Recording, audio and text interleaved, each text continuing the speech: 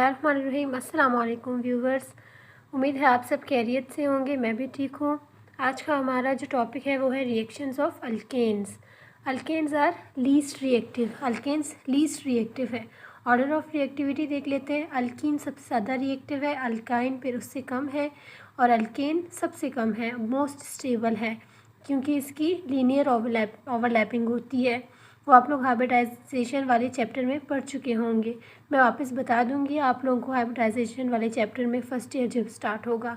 Alkyne दो pi bond बनाता है, इसलिए इसका बॉन्ड लेंथ शॉर्टर होता है, तो ये अल्कीन से ज़्यादा कम रिएक्टिव है। जबकि अल्कीन एक पाई बॉन्ड बनाता है और एक सिग्मा बॉन्ड, तो ये ज़्यादा रिएक्टिव है चूँकि दो पाई बॉन्ड ज़्यादा स्ट्रॉन्ग होते हैं। Alkanes are called paraffins. Alkanes को पैराफिन्स भी कहते हैं। अल्केन्स में नो न्यूक्लियोफाइल भी नहीं बनता, इलेक्ट्रोफाइल भी नहीं बनता। इलेक्ट्रोफाइल क्या होता है? इलेक्ट्रॉन लविंग स्पीशी, जिसके पास इलेक्ट्रॉन नहीं है, इलेक्ट्रॉन डेफिशिएंट है, पॉजिटिव चार्ज उसके ऊपर होता है, नीड ऑफ इलेक्ट्रॉन की ज़रूरत होती है। एग्जाम्पल ले लेते हैं हाइड्रोनियम आयन की।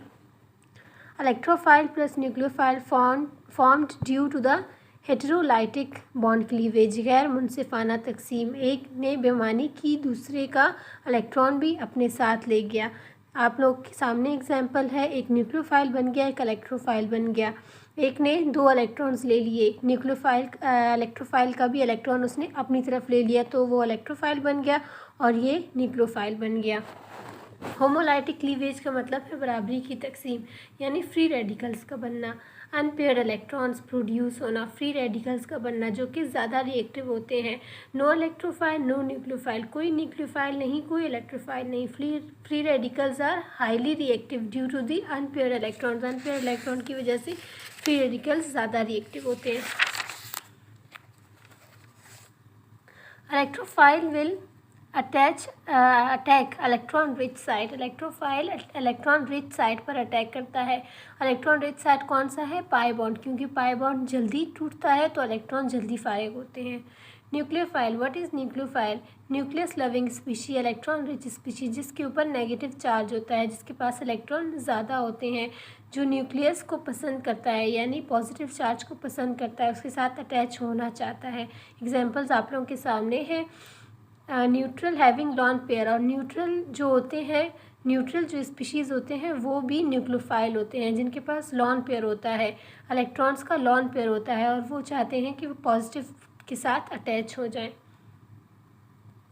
Alkanes are less reactive. Alkanes कम रिएक्टिव होते हैं, लिमिटेड रिएक्शंस होती हैं इनकी। Branch chain alkanes are more stable than straight chain alkanes. Branch ज़्यादा स्टेबल होते हैं स्ट्रेट चेन के मुकाबले। फॉर एग्जांपल एन ब्यूटेन ले लेते हैं, आइसोब्यूटेन ले लेते हैं। एन ब्यूटेन को देख रहे हैं आप, सिर्फ दो कार्बन ही यहाँ पर उन्हें इलेक्ट्रॉन दे रहे हैं, इसे स्टेबल कर रहे हैं। यहाँ पर से 3 कार्बन इलेक्ट्रॉन दे रहे हैं, तो ये ज़्यादा सेटिस्फाई है, तो ये ज़्यादा स्टेबल है। स्टेबिलिटी का ऑर्डर आप लोग देख लें, आइसोब्यूटेन ज़्यादा स्टेबल है एन ब्यूटेन के मुताबिक। बिकॉज सेंट्रल कार्बन को इलेक्ट्रॉन मिल रहे हैं, अच्छा खासा इलेक्ट्रॉन मिल रहे हैं, इसलिए branch form is more stable. Alkanes reactions, no addition reaction, addition reaction नहीं होते क्योंकि कार्बन की वैलेंसी फुल होती है। CH4 यानी कार्बन 4 वैलेंसी रखता है, तो उसकी वैलेंसी फुल होती है, तो कोई भी हम चीज़ उसमें से ऐड नहीं कर सकते। हाँ, सब्स्टिट्यूशन रिएक्शन हो सकती है, जिसे हम रिप्लेसमेंट भी कहते हैं, जिसे हम हाइड्रोजन को रिप्लेस कर सकते हैं किसी और स्पीशीज से, किसी और कंपाउंड से। For example most common reaction substitution reaction इसमें होता है। उसका एग्जांपल है हेलोजनेशन यानी एडिशन ऑफ हेलोजन। और दूसरा रिएक्शन है oxidation reaction. What is oxidation reaction? ये थर्मल कैटालिटिक रिएक्शन है, इसके लिए हीट होना ज़रूरी है और कैटलिस्ट का होना भी ज़रूरी है। Oxidation reaction addition of oxygen होता है। कंप्लीट ऑक्सीडेशन रिएक्शन को देख लेते हैं। फ्यूल है यानी मीथेन है, मीथेन के साथ ऑक्सीजन मिला लिया, कार्बन डाइऑक्साइड और वाटर एंड एनर्जी रिलीज़ हुए। जब एनर्जी रिलीज़ होती है तो उसे एक्सोथर्मिक कहते हैं, जब एनर्जी देनी पड़ती है तो उसे हम एंडोथर्मिक कहते हैं। इनकम्प्लीट ऑक्सीडेशन देख लेते हैं। इनकम्प्लीट ऑक्सीडेशन में हमने 3 मीथेन गैस 4 ऑक्सीजन मिला लिए, लेकिन मीथेन गैस अब भी ज़्यादा है। 3 को 4 से जब हम मल्टीप्लाई करेंगे तो हमारे पास 3 4 ज़ा 3 3 ज़ा 9 एंड 3 4 ज़ा 12 एंड 4 को 2 से करेंगे तो 4 2 ज़ा 8। तो इसलिए हमारे पास मीथेन गैस ज़्यादा है, तो हमारे पास कार्बन मोनोऑक्साइड बनेगा। चूँकि ऑक्सीजन कम है तो कार्बन मोनोऑक्साइड बनेगा। लेस ऑक्सीजन है, कंबशन होती है, कार्बन मोनोऑक्साइड बनता है और एनर्जी रिलीज़ होती है। ये भी एक्सोथर्मिक रिएक्शन है क्योंकि एनर्जी रिलीज़ हुई है। More fuel, that's why carbon monoxide is produce due to less concentration of oxygen. Exothermic reaction. Catalytic reaction देख लेते हैं। इफ अल्केन, कैटलिस्ट अल्केन के लिए हमेशा कॉपर यूज़ होता है। टेम्परेचर इसका 400 डिग्री सेंटीग्रेड जबकि प्रेशर इसका 200 एटमॉस्फेयर होता है। ऑक्सीडेशन देख लेते हैं। Oxidation, addition of oxygen, break down of bond. जब ब्रेक डाउन बॉन्ड ब्रेक करता है और ऑक्सीजन उसमें से ऐड हो जाता है। अल्केन की जब ऑक्सीडेशन होती है कॉपर और टेम्परेचर के मौजूद होने के मुताबिक तो अल्कोहल बनता है। अल्कोहल की ऑक्सीडेशन होती है एल्डिहाइड बनता है। एल्डिहाइड की ऑक्सीडेशन होती है तो हमारे पास एसिड की फॉर्मेशन होती है। ये सब हम इंशाल्लाह पढ़ेंगे। आप लोगों के सामने है एग्जाम्पल। हाइड्रोजन टूट जाता है, हाइड्रोजन जाके ऑक्सीजन के साथ अटैच हो जाता है। क्यों? क्योंकि यहाँ पर हेटेरोलाइटिक क्लीवेज बॉन्ड ब्रेकिंग हो रही है। क्योंकि गैर मुनसिफाना तौर पर कार्बन हाइड्रोजन के इलेक्ट्रॉन्स भी अपने साथ ले लेता है और हाइड्रोजन ऑक्सीजन के साथ मिलकर दोबारा से ऑक्सीजन कार्बन के साथ अटैच होकर हमारे पास मीथेनॉल आता है, यानी मीथेनॉल इज़ अल्कोहल। अल्कोहल की फॉर्मेशन होती है। हाइड्रोजन के पास कोई इलेक्ट्रॉन नहीं होता क्योंकि वो हेटेरोलाइटिक क्लीवेज की वजह से छीन चुका होता है carbon. Free radical substitution reaction देख लेते हैं। फ्री रेडिकल सब्स्टिट्यूशन रिएक्शन में हमारे पास एग्जांपल है हैलोजिनेशन ऑफ अल्केन्स। 3 स्टेप्स होते हैं। इनिशिएशन में क्या होता है? फोटोलाइटिक रिएक्शन, हीट एनर्जी और सनलाइट से प्रोड्यूस करना पड़ता है, देनी पड़ती है सनलाइट इसको, क्योंकि ये फोटोलाइटिक रिएक्शन होती है।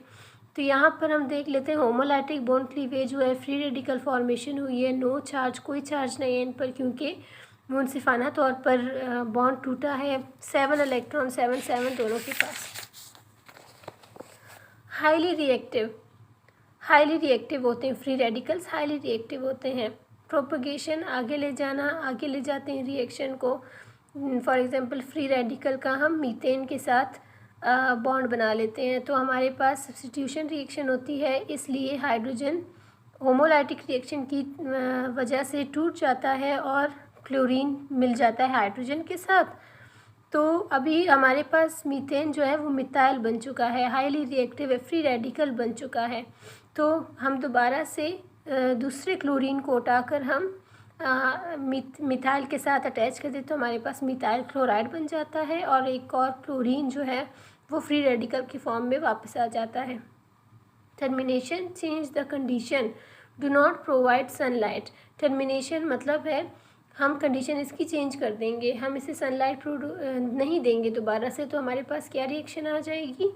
हमारे पास मीथेन दोनों साथ मिल जाएंगे, डाईमिथाइल बन जाएगा और क्लोरीन दोनों साथ मिल जाएंगे, क्लोरीन बन जाएगा, क्लोरीन और मीथेन एंड क्लोरीन मिल जाएंगे, मिथाइल क्लोराइड बन जाएगा, जो कि हैलोजिनेशन रिएक्शन सब्स्टिट्यूशन रिएक्शन का मेजर प्रोडक्ट है।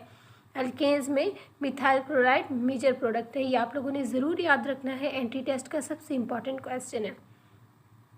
मेन रिएक्शन क्या होती है? मतलब एक स्टेप में अगर हम रिएक्शन देख लेते हैं तो हमारे पास reaction methyl chloride and HCl लाजमी प्रोड्यूस हो जाता है क्योंकि हाइड्रोजन टूट जाता है और क्लोरीन उसके साथ अटैच हो जाता है। क्योंकि क्लोरीन 2 है तो क्लोरीन मीथेन के साथ भी अटैच होता है एंड हाइड्रोजन के साथ भी अटैच होता है। HCl भी हमारे पास, हाइड्रोक्लोरिक एसिड भी हमारे पास आता है, मिथाइल क्लोराइड भी हमारे पास आता है, जो कि मेन प्रोडक्ट है। Hydrogen replaced by chlorine, addition of halogen to remove hydrogen. Addition होती है हैलोजन की। हैलोजन यानी हैलोजन तो आप लोग जानते हैं हैलोजन किसे कहते हैं, पीरियोडिक टेबल के पार्ट्स में से है halogen. Chlorine, fluorine, bromine, iodine को हम हैलोजन्स ही कहते हैं, जो कि हाइड्रोजन रिमूव हो जाता है और हैलोजन उसकी जगह पुट हो जाता है।